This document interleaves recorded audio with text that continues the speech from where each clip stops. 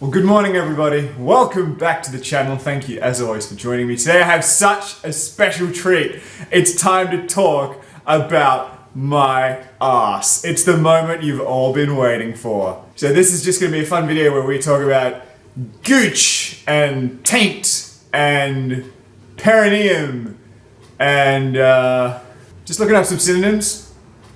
Bwanch? What the hell is bwanch? Oh, there's a site called synonyms.net and gooch is actually on there. We couldn't find any direct synonyms for the term gooch. Well, that's boring. Alright, let's not tumble down this rabbit hole too far. If you have a funny synonym for gooch or taint or whatever, leave a comment and thumbs up your favorite term for gooch or taint or whatever. Anyway, so I would say that it's safe to say that the saddle soreness and the sort of saddle sores I had on IndiePack were the worst that I've had before. Not surprising given that it was like 6 days in the saddle for well over 10 hours each day. So that is, you know, gonna put a bit of stress downstairs. But there's a few things that I did. Like, I actually don't think that my saddle soreness had to be as bad as it was. I think there was a few mistakes and a few things that I did wrong that I can sort of tell you guys about that you could not do wrong. So unfortunately, the boring part with saddle sores, I think there's so much going on, and I really believe that it's all, it starts with your bike. So where the rubber meets the road, quite literally, my saddle sores were helped by the fact that I had wide tires at low pressure. So I had quite a lot of comfort going on there. My tires were running at about 40 PSI. So I had sort of a natural, almost suspension going on in my back wheel. You could sort of feel it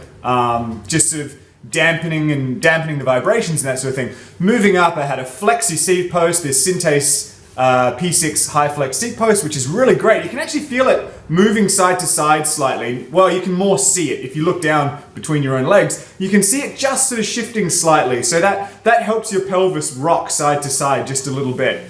And my saddle was really great. Specialized power saddle, talk plenty about it. It's a really, really great saddle. I had it fitted, you know, and it was in the right position. It was in an angle of about 6.5 degrees, which gave me a good position on the aero bars and gave me sort of a good position on the tops and the hoods as well. So those are sort of things, if you have saddle sores, have a look at those sort of things. Your tires, your tire pressure, your seat post, and as always, make sure you have the right saddle. I can't really give you advice on what the right saddle is for you. You gotta try it a lot, you gotta have your sit bones measured. Talk to a bike shop who is a bit of an expert in saddles, and that's always good advice. Go and have a chat to your local bike shop. And of course, and then there's Nick's. So the little story for the IndiePack is that I was getting quite bad saddle soreness day one, and I was really worried. And the reason for that is that it was really wet. It was just bucketing with rain the whole time. And I got, you know, my chamois got wet, and I started to get a bit of chafing going on. It's not very nice, but unfortunately that's just the way it is. And then couple of days 2, 3, 4, you know, it was getting worse. I was getting more chafing. And I think the problem that I was having was that when I was staying in accommodation, I was trying to be good, trying to sort of wash things when I had a chance. And I was washing my chamois, and I was starting with it slightly damp the next day, which just caused more chafing. So that's a little bit of a top tip for me. Like, it's gross, but make sure that your stuff will be dry when you roll out the next day. So if you roll in and you've only got like 6 hours before you have to get up and ride again, maybe don't wash it. I know it's gross, but it friggin' hurts, man. You get this chafing and it's not very nice. So that would be the first tip, is always make sure you've got dry chamois, because that just makes such a huge difference. Now, the actual chamois cream that I use is this stuff.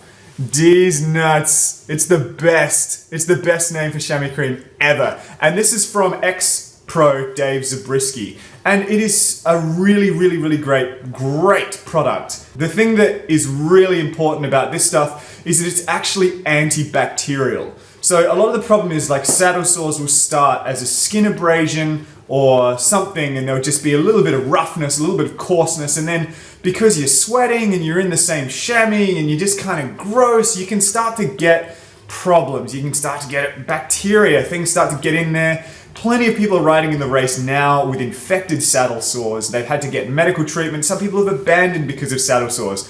The great stuff about this is that it does have an antibacterial in it. So basically, I would wake up every morning, rub it all over my chamois, like awkwardly slide it up, and you get it like all over your legs, which is really gross and kind of cold. And yeah, like this stuff does a great job. It's not only to be used when you're riding, rubbed into your chamois, but at night when you're off the bike, this stuff actually does help with recovery. So just, you know, when you're off the bike, you're in your hotel or whatever, or you're sleeping in your bivvy, you can just like put a little bit and just rub it directly onto the spot that's not feeling great. So I really am a big fan of this DZnuts chamois cream. I think it's a really good product. I bought this, not like sponsored. I have no reason to say this other than the fact that I did genuinely like it.